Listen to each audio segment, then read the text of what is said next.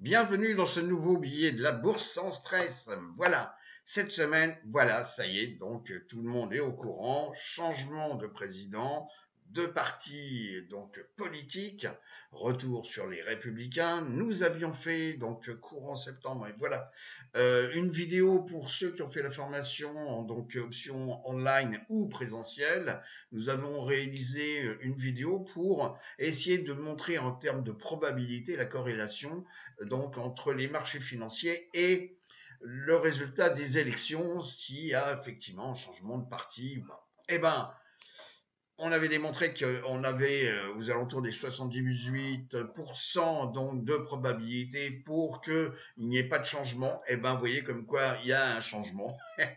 Donc effectivement, 78%, ça veut dire qu'on est maintenant dans les 22% où effectivement les probabilités ne fonctionnent pas. Voilà. Alors, euh, retour sur la formation que nous allons proposer donc du 7 au 10 décembre à Paris, juste à côté de l'aéroport Charles de Gaulle, et donc la formation niveau 1 sur les options.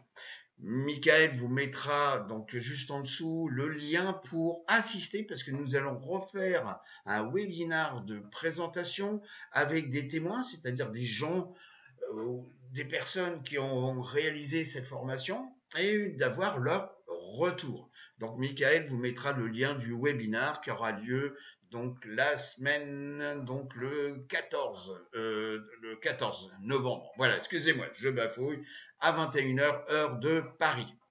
Alors, sous les vidéos, nous proposons toujours, vous voyez comme quoi ici, vous avez le lien, par exemple pour les personnes qui veulent s'inscrire à la formation, vous aurez le lien pour avoir donc un entretien avec Michael qui verra effectivement l'adéquation entre votre profil et ce que nous proposons sur les options niveau 1. Voilà. Alors, cette semaine, il y a eu donc une super vidéo. Vous voyez, on vous donne quand même pas mal de contenu. Une super vidéo donc avec José et bien sûr Michael, ok, sur puisque c'est le cas aujourd'hui, hein, on va le voir, hein, le VIX il a encore baissé. Donc effectivement, c'est comment trader donc soit les actions ou surtout les options quand la volatilité est faible. Parce que je dirais que la volatilité est l'ami ou l'ennemi des traders d'options. Ça dépend à quel moment et quel outil on utilise. Soit l'achat, soit la vente de put, de call, etc. Et on voit tout ça pendant la formation. Et là, c'est une formation dédiée à comment trader quand le VIX est faible. Et je vous recommande vraiment parce que c'est un super outil que José a réalisé. Franchement, c'est un vrai régal et je vous conseille de regarder la vidéo. Et vous voyez, vous allez donc sur YouTube, donc la bourse sans stress, bah, vous verrez juste la petite vignette et vous cliquez et vous verrez cet entretien avec José. C'est du pain béni, sincèrement. Alors, où est-ce que nous en sommes cette semaine, le 8 novembre? Eh ben, oui, comme quoi la fête continue.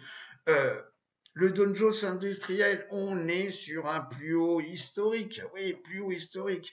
Et la bougie de cette semaine, eh ben franchement, c'est une belle bougie verte, hein, croyez-moi. Et plus haut historique, le Nasdaq 100, donc NDX, ça c'est effectivement l'indice. Ok, on clôture sur un plus haut historique et même chose, une belle bougie verte. Bon, SPX, plus haut historique, belle bougie verte. Bon, alors vous voyez comme quoi il y a totale adéquation entre ces trois indices. Alors, le petit dernier, le Russell 2000. Eh ben, on s'approche du plus haut historique.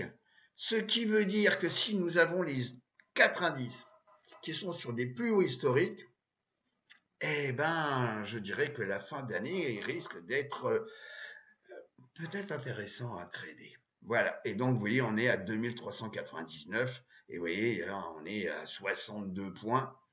Ok, donc 63 points. Allez, 63 points. Bon, alors, ça va peut-être se faire. Bon, les probabilités montrent comme quoi ça risque vraiment de se faire.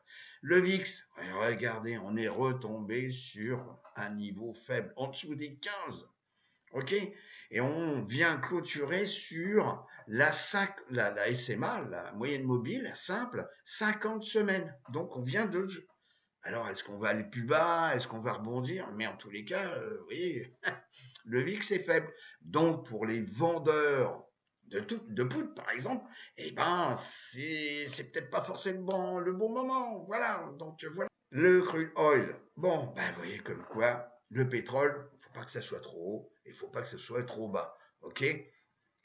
C'est signe aussi comme quoi il y a peut-être beaucoup d'offres. Ok, donc c'est pour ça que le prix a tendance un petit peu à stagner ou on a baissé hein, par rapport à 15 jours. Donc on est à 70 $ 43 cents, donc le baril. Bon, eh ben on est sous la 10 semaines, la 50 et la 200.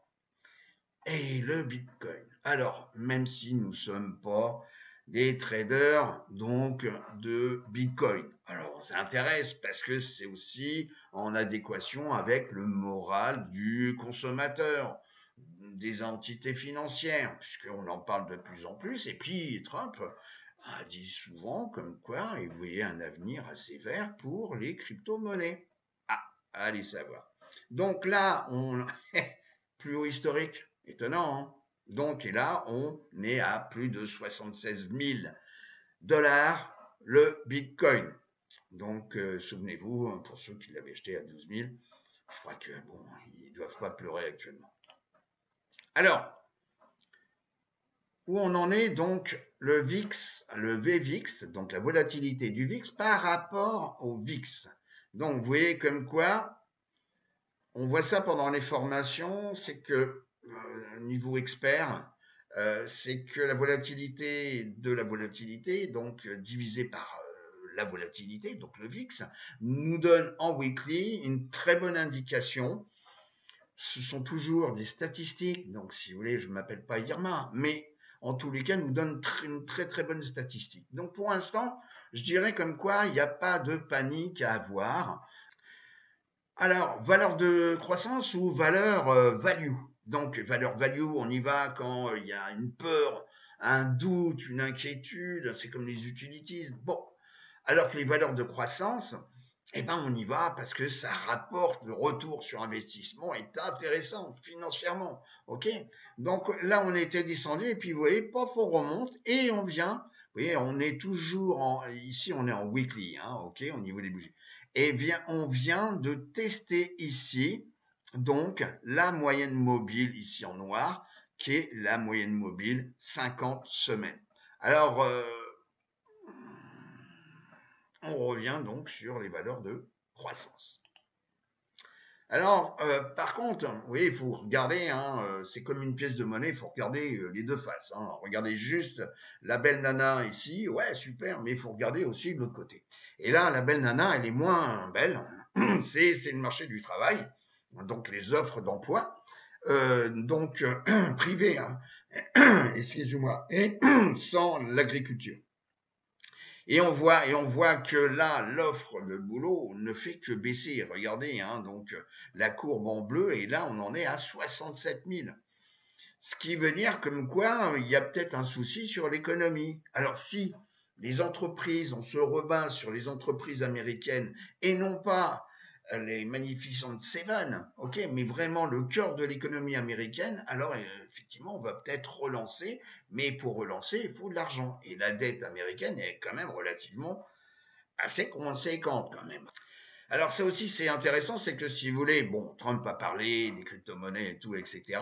Mais par contre, vous voyez Coinbase, donc ça c'est une société qui est cotée, ok, a très bien réagi. Regardez comme ça réagit, hein, c'est une progression depuis le 7, hein, voilà, 7 septembre. Et vous voyez, pof, donc il y a quand même un écart de pratiquement plus de 20% de réaction sur Coinbase par rapport au BTC USD. Alors, je ne vous dis pas comme quoi il faut aller investir, mais en tous les cas, regardez peut-être Coinbase, bon, ça avait un petit peu baissé, hein, regardez, on le voit bien, hein, là, ok. Alors, le différentiel, bah, ça veut dire que peut-être il y a un intérêt pour Coinbase, peut-être au détriment de BTC. Alors, là aussi, il faut regarder la pièce de monnaie dans les deux côtés. Alors, certains l'appellent l'indicateur de Buffett, Donc c'est la comparaison entre la valeur capitalisée de l'ensemble des marchés américains, ok, de la totalité, donc leur valeur, si on additionne la valeur du SP500, etc., voilà, donc l'ensemble des sociétés par rapport donc au GDP, donc produit intérieur brut, au PIB. Et il y a toujours une corrélation, ok, entre le PIB qui produit, ok, c'est le par tête de pipe, vous voyez, et puis l'évaluation du marché. Et vous voyez comme quoi, alors on dit que c'est l'indicateur de Buffett. Bon, il n'a pas que ça, il a des facilités de caisse, mais ça, il y en a très peu qui parlent. C'est-à-dire que c'est pour ça qu'on lui fait des produits spécifiques et c'est pour ça qu'il a des retours sur investissement relativement conséquents. Donc là, on est à plus de 2 écarts types, ok, de 2 écarts types qui arrivent, donc c'est la distribution, les écarts types, et on voit qu'on avait tapé ici à plus de 2 écarts types, et là on revient à plus de 2 écarts types. Ça veut dire que normalement, je dirais que le standard, et on le voit, le standard, on est à plus ou moins un écart type, c'est généralement en termes de distribution de probabilité, on se situe là-dedans. Et là, on vient de tester comme on l'avait testé ici, donc, je dirais, il faut faire quand même un petit peu attention. C'est un peu l'histoire de l'élastique. À force de le tendre, à un moment donné, on va se faire mal aux doigts. Ça, c'est certain. Donc là, voilà, c'est à suivre. Vous voyez, on a vu les choses positives, les choses négatives. Bon, et je ne m'appelle pas Irma, je vous rappelle. Alors, par contre, ça, c'est intéressant. Parce qu'on va voir sur également la comparaison des indices. Eh bien, la distribution, donc là, on est sur 3 mois, on voit, et c'est totalement différent de il y a quelques temps, remontez sur nos anciennes vidéos, vous verrez, ok, où là, en termes de capitalisation, on voit que les mégas et larges ont moins bien progressé sur 3 mois que par rapport au small, au micro et au middle. Et ça, c'est vraiment le compartiment du Russell 2000, c'est-à-dire les entreprises américaines.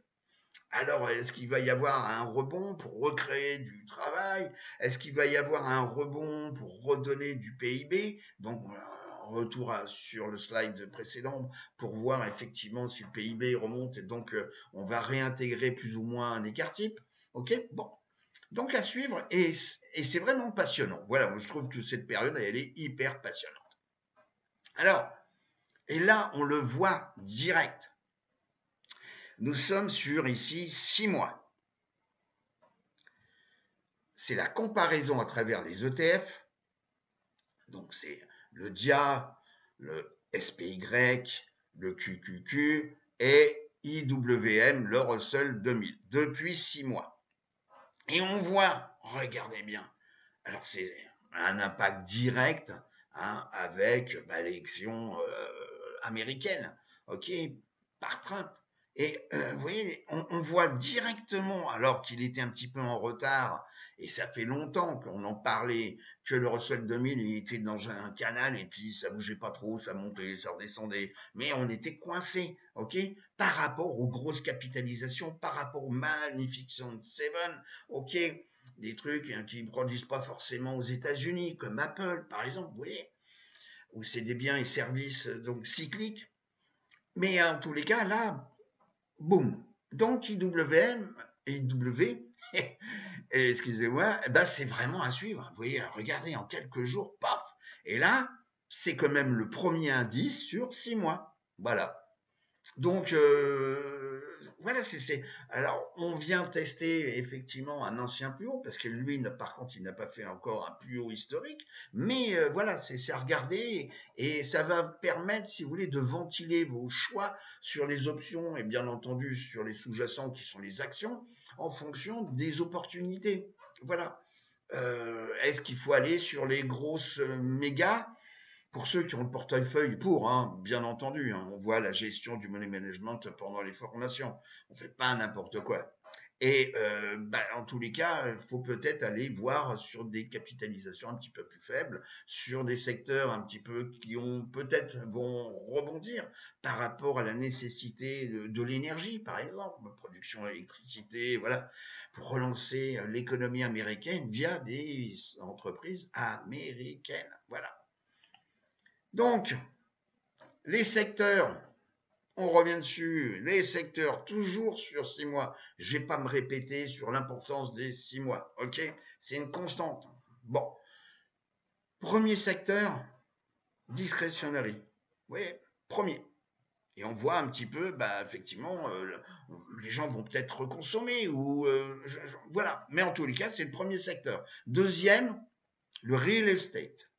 Alors qui est un peu compliqué le real estate parce que bon, il y a plusieurs, hein. Il y a les locaux commerciaux, il y a les locaux, les warehouses, donc les unités de stockage, il y a les bureaux, il y a voilà. Bon, eh ben à un moment donné, on disait il faut faire attention parce que c'est vraiment compliqué. L'immobilier commence à baisser. Il y a beaucoup de bureaux vides parce que il y a eu les confinements, on a eu le télétravail et puis il y a peut-être moins de boulot aussi. Donc voilà, les bureaux ont parfois ont moins d'intérêt et peut-être c'est le cas. Mais en tous les cas, regardez, deuxième secteur, les financières.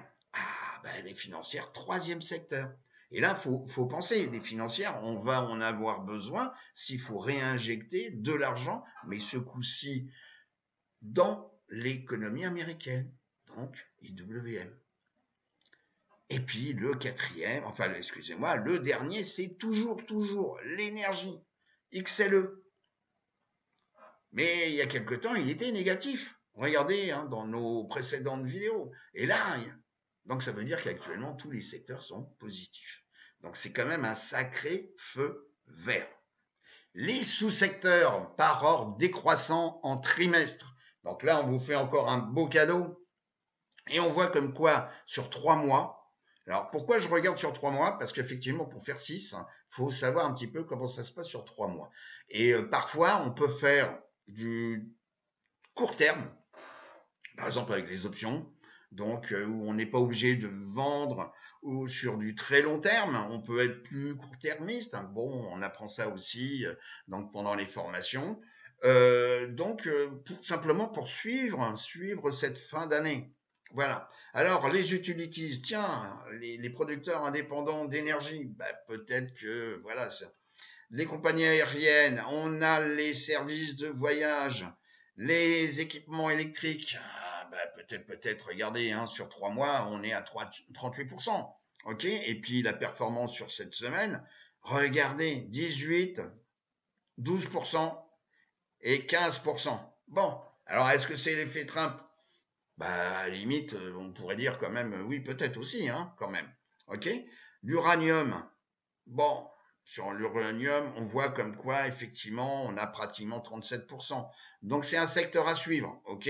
Parce que, ils vont peut-être relancer, puisque au jour d'aujourd'hui, les centrales nucléaires, dont peuvent être très grosses, mais ils ont développé des centrales nucléaires plus petites et que dans des endroits, je dirais, un petit peu perdus, le solaire ne suffit pas parce que ni les éoliennes, parce qu'il faut toujours des productions, je dirais, à gaz ou au pétrole pour compenser le manque de rendement du solaire ou des éoliennes. Donc, auto, voilà, facture, vous voyez, regardez, paf, fabricant des voitures.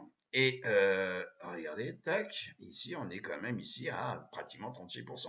Donc, vous voyez, donc il y a des belles choses. Alors, regardez ça, vous voyez, je n'allais pas en parler, mais bon, le gambling, donc les jeux d'argent, bon, on arrive en fin d'année, mais vous voyez, on a quand même une progression sur 3 mois, pratiquement à 25%. Donc, peut-être à suivre. Alors, je continue. Donc, je reviens ici, c'est Utilise Independent Power Products.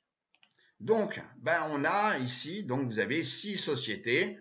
Donc, vous avez, voilà, Ken, voilà, avec une capitalisation donc d'1,5 milliard. Ici, 19 milliards, pratiquement 20, vous voyez. Ok, on voit en même temps la trombinette. Bon, je dirais une société à suivre. Voilà, c'est la société Vistra. Donc, il y a une belle capitalisation, 51 milliards. Donc, ça veut dire qu'on va avoir peut-être plus d'offres en termes d'options et peut-être profiter de la basse volatilité. Ok, je sais pas.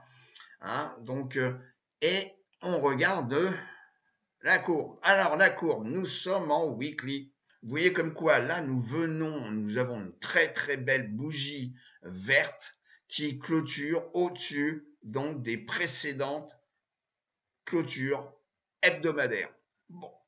Alors, est-ce que ça va monter au ciel? Ben, je ne sais pas si on regarde, oui, tac, en monthly, voilà. Oui, on est quand même sur des plus hauts historiques. Hein. Nous sommes sur des plus hauts historiques. Donc, en daily, voilà, on se vient ici, en daily. Bon, la même chose, hein, on a clôturé en daily sur un plus haut. Voilà. Bon, alors, puis en plus, ici, pour certains, si vous regardez le RSI, le MACD, bon, bah oui, le MACD, il est peut-être en train de se retourner, et déjà, premièrement, le MACD, il est positif. Donc déjà, on n'est pas en dessous du zéro, et puis là, on est au-dessus hein, du niveau seuil de neutralité des 50 pour le RSI. Donc, il y a peut-être des opportunités. Je vous rappelle que nous ne sommes pas des conseillers financiers et que nous donnons des exemples comme celui-ci à titre d'information, de pédagogie, voilà, tout simplement. Mais aucunement on vous recommande de prendre des positions sur cette société. Voilà, c'est juste de la pédagogie. Alors, si on regarde maintenant les utilities, c'est-à-dire donc ici vous avez une semaine, excusez-moi, en daily, en weekly et ici en mensuel. Bon, bah, la dernière bougie ici, bah, faut pas trop en tenir compte parce qu'on est qu'au début du mois de novembre. Par contre, on avait un doji mensuel sur le mois d'octobre. Bon, c'est période d'indécision. On voit ici sur le secteur utilities comme quoi on vient tester la 50D, ici en noir. Bon, alors, est-ce qu'il va y avoir un retournement Bon, saisonnalité de XLU, vous voyez, depuis 2009 jusqu'à 2023, puisque bon, c'est pas la peine de s'appuyer sur 2024 parce que l'année n'est pas finie. Eh ben, vous voyez, les probabilités montrent comme quoi en octobre, eh ben, on a 87% des fois où on finit plus haut qu'on avait commencé au mois d'octobre. Si je reviens ici sur XLU, voilà. Ben, vous voyez comme quoi sur le mois ici, donc du mois d'octobre, eh ben, on a clôturé plus bas. Donc, vous voyez, bien entendu, s'il y a 87%, il y a peut-être 13% où effectivement on finit pas plus haut à la fin du mois que au début du mois d'octobre. Bon, et puis la distribution, on a 53% des fois où au mois de novembre, on clôture plus haut en fin de mois. Et puis ici, au mois de décembre, 73% des fois. Alors, cette société qui s'appelle Vistra, etc., on a vu, c'est pratiquement, vous voyez, pratiquement 50 milliards de capitalisation. Le bêta, bah effectivement, hein, le bêta, vous voyez, comme quoi on est très proche du SP500. Ouais, donc c'est pas très volatile, bien entendu, ok, c'est pas du 2,2, du 2,5, c'est pas du 3 comme on peut avoir certaines biotech, voilà, par exemple. Mais bon, ça peut être effectivement pour cette fin d'année une opportunité, je dirais. Voilà. Alors, bien entendu, il y a à retenir, donc, il y avait ici le 7 novembre, donc le 7 novembre, donc c'était la présentation des résultats. Donc maintenant c'est fait.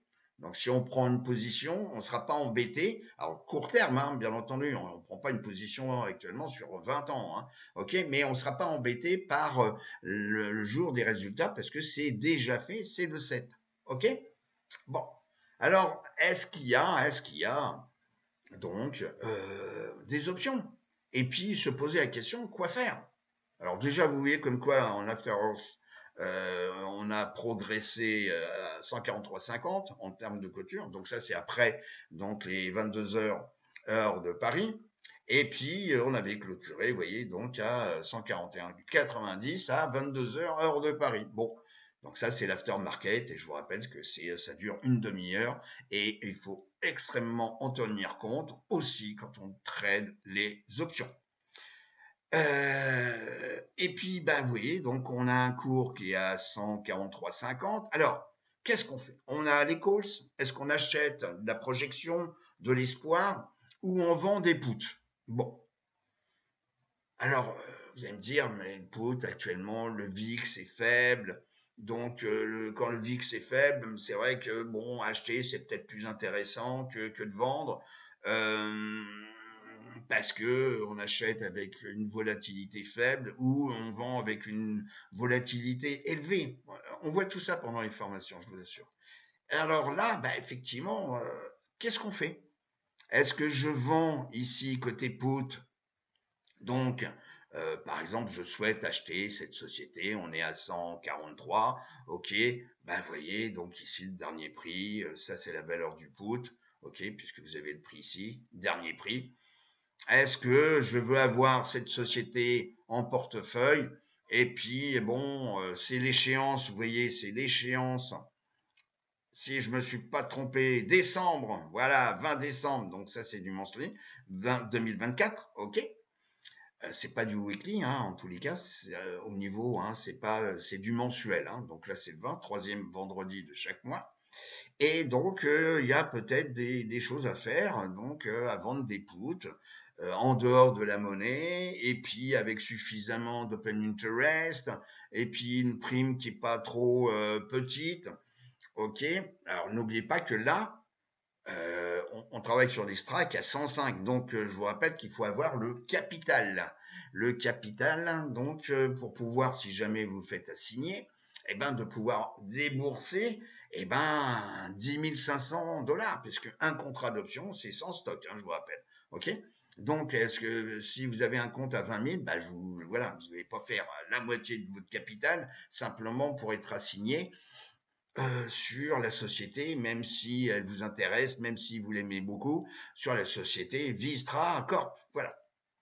Alors, ou bien bah, au lieu d'acheter, on va acheter un contrat, voilà, et puis sur le 20 décembre.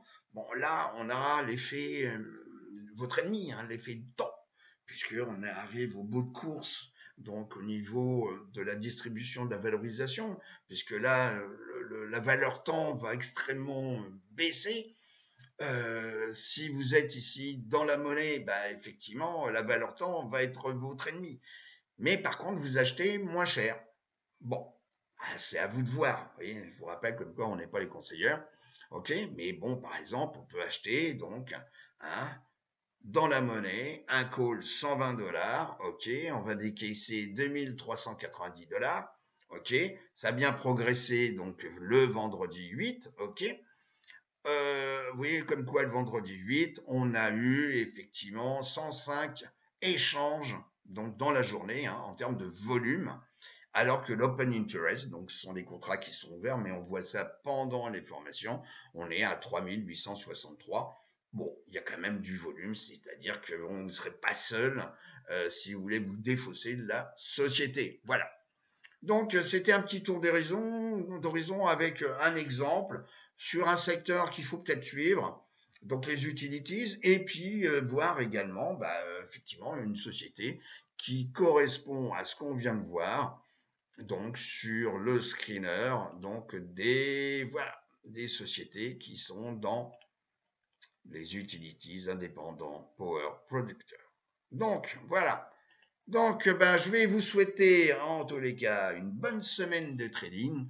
Je vous rappelle comme quoi, le jeudi 14, il y a un webinaire, donc à 21h heure de Paris, pour vous présenter donc cette formation option niveau 1, qui a aucune connotation négative, et avec un témoignage. Voilà, je vous réserve la surprise et Michael va vous mettre le lien pour ce webinaire. À bientôt les amis, au revoir.